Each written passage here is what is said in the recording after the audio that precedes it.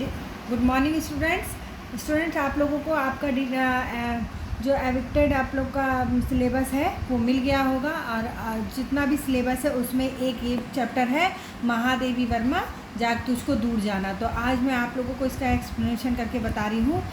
पहले हम इनका महादेवी वर्मा का जीवन परिचय पढ़ेंगे। महादेवी वर्मा का जन्म 1907 में फर्रुखाबाद में हुआ। बाल्यकाल से ही इनका झुकाव काव्य की ओर था। इनकी प्रसिद्ध रचनाएं निहार, रश्मि, नीरजा, सांदगीत, यामा, दीपशिखा, साधिनी, अतीत के चलचित्र, स्मृति की रेखाएं, श्रृंखला की कड़ियाँ तथा आलोचनात्मक निबंध संग्रह है। इनके काव्य संग्रह नीरजा पर सक्सेरिया पुरस्कार तथा यामा पर मंगला प्रसाद पारितोषिक पुरस्कार प्राप्त हुआ। भारत सरकार ने इन्हें पद्म भूषण की उपाधि से भी अलंकृत किया। इन्हें ज्ञानपीठ पुरस्कार से भी सम्मानित किया गया। हिंदी साहित्य सम्मेलन में इन्हें भारतेंदु पुरस्कार भी प्रदान किया। महादेवी वर्मा छायावाद रहस्यवाद के 4 प्रमुख कवियों में से एक है। इन्हें आधुनिक काल की मीरा भी कहा जाता है। करुणा आपकी रचनाओं का मूल भाव है। महादेवी जी की भाषा संस्कृतनिष्ठ खड़ी बोली है। सन 1887 में इनका निधन हो गया।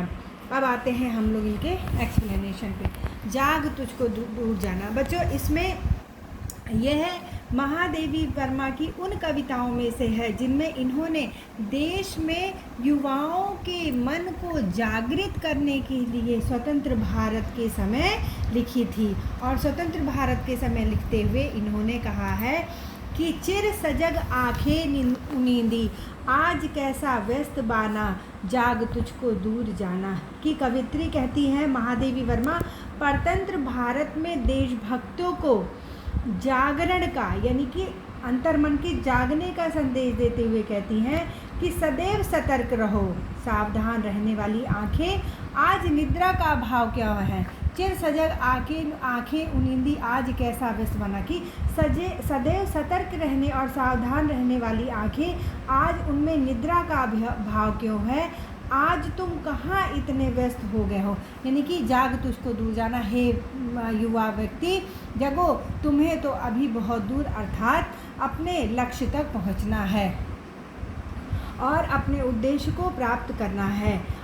उद्देश्य को कभी भी न भूलने के लिए महादेवी वर्मा ने कहा है कि हे वीरों जागो, क्योंकि स्वतंत्रता अभी नहीं मिली है, अतः तुम्हारा मार्ग लंबा है और तुम्हें बहुत दूर जाना है।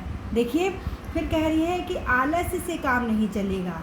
मार्ग चाहे कितना भी बड़ा हो, कि अचल हिमगिरी के हृदय में आज चाहे कंप हो ले, या प्रलय के आंसुओं से मौन अलसित व्योम रोले, आज पी आलोक को डोले तिमिर की घोर छाया, आज या विद्युत शिखाओं में निठुर तूफान बोले, पर तुझे है नाश पथ पर चिन्ह अपने छोड़ जाना, जाग तुझको दूर जाना। कवित्री कहती है कि आलस्य से काम नहीं चलेगा। मार्ग में कितने भी बाधाएं आएँ, कितने भी रोड़े हों, कि उन सभी अड़चनों को पार करते हुए, उनकी चिंता ना करते हुए हमें अपने गंतव्य की ओर बढ़ना है।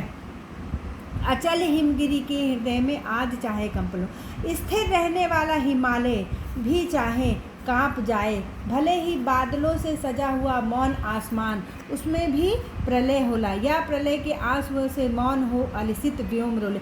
या फिर जो सजा हुआ यह बादल है और मौन है, उसमें भी आसमान के प्रलय से आंसू भी रोले, अर्थात इतनी भयंकर वर्षा हो, इतनी भयंकर वर्षा हो कि उससे चारों ओर जल ही जल फैल जाए, फिर भी तुम्हें अपने गंतव्य से पहुंचने से पहले रुकना नहीं है। आज भी आलोक को डोले तिमिर की घोर छाए, आज चाहे प्रकाश को अपने अंदर समाकर अंधकार की घोर छाया ही क्यों ना हो जाए, चारों ओर घोर अंधेरा छा जाए, आसमान में बिजली कड़के, आज या विद्युत शिखाओं में निठुर तूफान बोले। और या फिर आज चारों ओर आसमान में बिजली कड़के और भयंकर तूफान ही क्यों ना आए, इन कठिनाइयों भरे मार्ग पर तुम्हारे कदमों के निशान पड़ने चाहिए और तुम्हें आगे बढ़ना ही है, पर तुझे है नाश पद पर चिन्ह अपने छोड़ जा। परंतु ये चाहे कितना भी धरती पर इन आंधी तूफान से नाश हो जाए, परंतु इन में तुम्हारे संघर्ष के पदचिन्ह अवश्य दिखाई देने चाहिए। उठो हे मनुष्य, उठो और अपने लक्ष्य को प्राप्त करने से पहले रुको मत। अर्थात कवित्री कहती है कि कितनी भी भयंकर बाधाएं और तुम्हारी गति को रोक सकें। कवियत्री देशभक्तों को जागृत करते हुए कह रही हैं कि मार्ग की बाधाओं से न डरना है और न ही भयभीत होना है, बल्कि उनसे निरंतर प्रयत्नशील रह करके अपने कार्यों को करते जाना है। बच्चों, हमेशा कवियत्री ने लोगों को यही समझाया है कि किस प्रकार से हमें अपने कर्म पथ पर आगे बढ़ते हुए जाना है।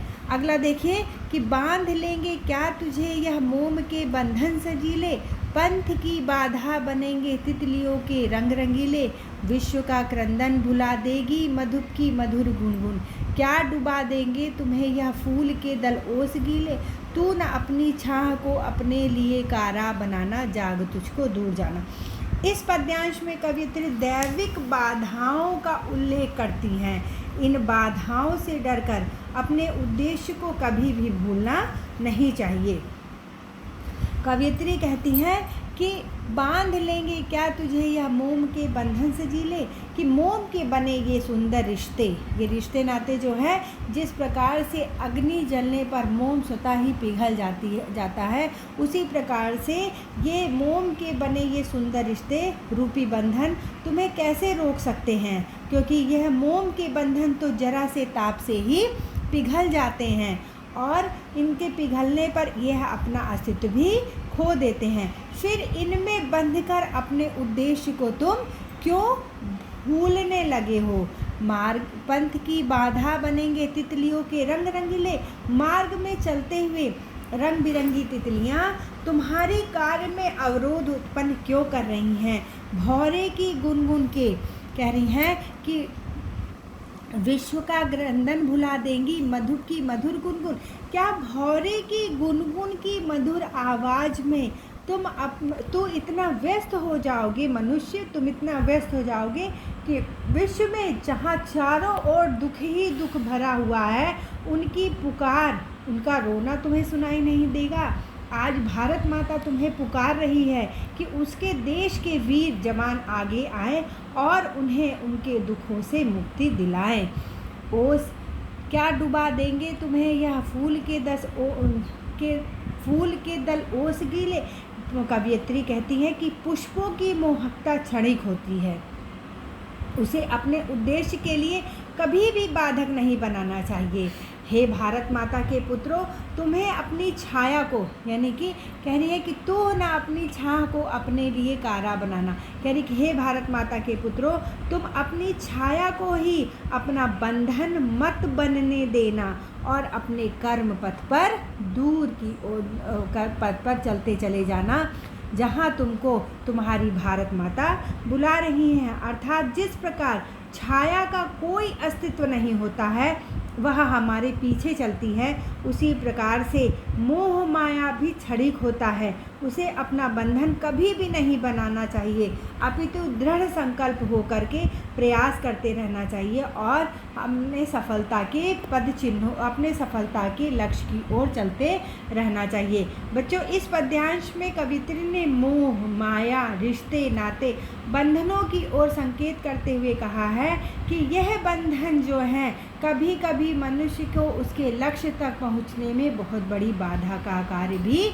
करते हैं। इसलिए हमें इन बाधाओं को पार करते हुए भी अपने लक्ष्य को प्राप्त करने के लिए सदैव तत्पर रहना चाहिए। वज्र का उर एक छोटे अश्रुकण में धो गलाया, दे किसे जीवन सुधा दो घूट मदिरा मांग लाया, सो गई आंधी मले की बात का उपधान ले क्या। उपधान मीन्स होता है तकिया। विश्व का अभिशाप क्या चिर नींद बनकर पास आया, अमरता सु चाहता क्यों मृत्यु को उर में बसाना। बच्चों, कवित्री ने बहुत अच्छी बात कही है कि हे देशवासियों, तुम्हारा हृदय तो वज्र के समान है और इतना फौलाद है, फिर एक आंसू के कण ने उसे गला दिया। यानी कि अर्थात कि तुम थोड़ी सी परेशानी से ही घबरा गए और अपने पैरों को पीछे खींच लिया। ऐसा तुम्हें नहीं करना है। किसे जीवन सुधा 2 घूंट मदिरा मांग लाया। तुम्हारे पास तो देशभक्ति का अमृत था, उसको छोड़कर तुमने मदिरा का नशा क्यों कर लिया? क्योंकि बच्चों, ये आप सभी को पता है कि नशे में मनुष्य को अपनी सुध-बुध नहीं रहती है और नशा उतरने पर उसे इतना पछतावा होता है कि शायद वह यह काम किया ही नहीं होता है। मदिरा का नशा क्षणिक होता है और सुधा अर्थात अमृत तो मनुष्य को अमर बना देती है। ऐसा लगता है कि सो गई आंधी मलय की बात का उपधान लेकर, कि ऐसा लगता है जैसे मलयाचल से आने वाली शीतल सुगंधित वायु के द्वारा आंधी शांत हो गई है। जिस उत्साह से करोड़ों देशवासियों का जीवन सुखी हो सकता है, उत्साह की वह आंधी क्यों रुक गई? आंधी की तीव्रता ही उसकी शक्ति की परिचायक है। आंधी की तीव्रता ही उसकी शक्ति की परिचायक है। आलस्य हमारे लिए अभिशाप है। आलस्य क्या विश्व का अभिशाप, क्या चिर नींद बनकर पास आए? आलस्य हमारे लिए अभिशाप है। उससे मुक्ति के लिए हमें गतिशील होने की आवश्यकता है। ऐसे समय में नींद शोभा नहीं देती है जब हमारा भारत चारों ओर से त्राही त्राही कर रहा है। कवित्री का कहना है कि जागरूकता की कमी अभिशाप बनकर देशभक्तों के समक्ष खड़ी हो गई है और कवित्री अपने देश के वीरों को संबोधित करते हुए कहती है कि अमरता सुत चाहता कि मृत्यु को उर में बसाना। कहता है कि अमरता के पुत्र हो, फिर मृत्यु का भय अपने अंदर क्यों समाये हो। आत्मा अमर है, शरीर क्षण भंगुर है। इन दिनों एक दिन सबको मरना है, फिर क्यों न कुछ अच्छा काम करे और मरकर भी अमर हो जाए। मृत्यु का डर मातृभूमि के चरणों में बलिदान होने से, मृत्यु का डर मातृभूमि के चरणों में बलिदान होने से क्यों रोक रहा है? बच्चों, ये इन 4 पंक्तियों में 5 पंक्तियों में कवित्री कहती हैं कि इसमें उनका इन चारों पंक्तियों में उनका दार्शनिक विचार अभिव्यक्त हुआ है। कहती है कि जिस तरह से आत्मा अजर और अमर है, शरीर क्षण भंगुर है, प्रकृति जो है वह अडिग नियम है और मृत्यु शाश्वत है। साधारण व्यक्ति की तरह मर जाने से अच्छा है कि कुछ अच्छे से अच्छा काम करे जिससे दुनिया हमें याद रखे और हमारा नाम इतिहास में स्वर्ण अक्षरों में लिखा रहे। चलिए आगे देखते हैं। कह न ठंडी सांस में अब भूल वह जलती कहानी, आग हो उर में तभी द्रग में सजेगा आज पानी। हार भी तेरी बनेगी माननीय जय की पताका, राख क्षणिक पतंग की है अमर दीपक की निशानी। है तुझे अंगार शैया पर मृदुल कलियां बिछाना, जाग तुझको दूर जाना। देखिए कवित्री कितना अच्छा बात कहती हैं कि उस ओजपूर्ण जलती हुई कहानी को मत भूलो। देश को स्वतंत्र कराने का उत्साह, जोश और उमंग कम नहीं होना चाहिए। ठंडी सांस में यह मत कहो कि उस जलती हुई कहानी को भूल जाओ। कवित्री देशभक्तों की निराशा में आशा का संचार करते हुए कहती हैं कि वह उन्हें प्रोत्साहित करना चाहती हैं और यदि व्यक्ति के हृदय में, कहती आग हो में तभी द्रग में सजेगा आज पानी। कवित्री कहती हैं बच्चों कि यदि व्यक्ति के हृदय में आग है तभी आँखों में पानी अच्छा लगता है। दिखावे की सांत्वना व्यर्थ है, अंदर की आग को कभी भी बुझने नहीं देना चाहिए। हार भी तेरी बनेगी माननीय जय की पताका। कवित्री कहती हैं कि आज भारत माँ के दर्द के लिए रुदन तभी अच्छा लगता है जब उसके कष्टों को दूर करने की दृढ़ प्रतिज्ञा हो। भले ही हमारा प्रयत्न असफल हो जाए, पर इस असफलता में भी सफलता छिपी हुई है। हार करके ही आदमी जीतना सीखता है। कवित्री को पक्का विश्वास है कि राख क्षणिक पतंग की है अमर दीपक की निशानी। कवित्री को बहुत अधिक विश्वास है कि वह दिन दूर नहीं जब हम अपने प्रयत्न में सफल होंगे। जिस तरह पतंगा एक क्षण में जलकर राख हो जाता है और दीपक अमर हो जाता है, अमर रहता है, उसी तरह अनेक देशभक्तों का बलिदान ही स्वतंत्रता के दीपक की अमर कहानी कहेगा। आज मन में देशभक्ति की आग ही भारतवासियों के जीवन पथ को कोमल कलियों से भर देगी। जागो और अपनी मंजिल की तरफ बढ़ो, क्योंकि अभी बहुत दूर तक जाना है। बच्चों, इसमें कवियत्री का विशेष भाव यह है कि परतंत्र भारत में देशवासियों की दयनीय स्थिति देखकर आंखों में अश्रु बहने लगते थे। देश की स्वतंत्रता के लिए लाखों लोगों ने अपना जीवन ही बलिदान कर दिया। मन की आग ही स्वतंत्रता दिला सकती है।